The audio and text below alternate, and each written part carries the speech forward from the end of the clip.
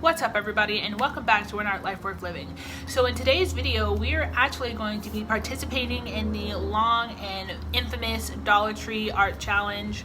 I've never really gotten art supplies there, but from what I've seen in some of the other videos like Chloe Rose Art and Bailey J, they can actually have some really nice things, but I know Bailey lives in Canada, so I wonder what our Dollar Tree has. So let's get to the store and see what they have.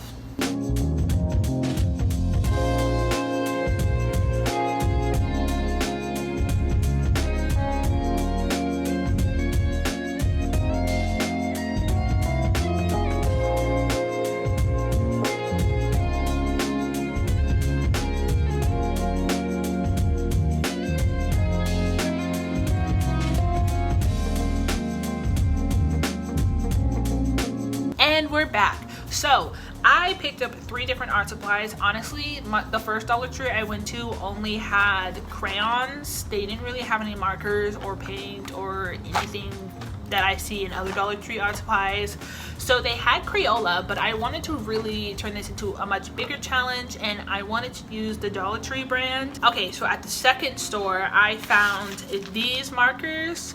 Now, for any of you who have been watching me for a bit, would know, at least on TikTok, I did this really cool TikTok on these Crayola markers right here, and these are washable markers. So honestly, it was really exciting when I found these, because these are also washable markers, and this set costs $10 for the 50 colors.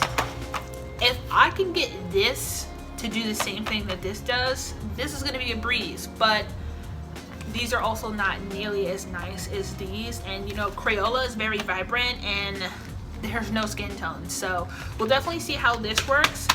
But if you haven't checked out this Crayola video, I do have my YouTube Shorts playlist, which I will pop up right here. The other thing I got at the store was these color pencils. They're called the Liquimark colored pencils. They come in a 10-pack, and again, no color names that they put on the box. So let's check out the goods. Okay guys, it's voiceover Ruby, and I just want to say sorry for any background noise you hear. I am sorry that my voice sounds a little bit like trash, but I still need to get my video out for this week. So I start off with testing the art supplies, because I solely believe that if you don't know how your art supplies is going to be working together, then it's going to be really hard to create a piece that you like. So I start off with doing a blend test just to see what the supplies is capable of before deciding on what I wanted to draw with them. Now, unfortunately, the crayons were very waxy, and I didn't have any sort of dissolvant or oil to help break down the wax or spread it across the paper.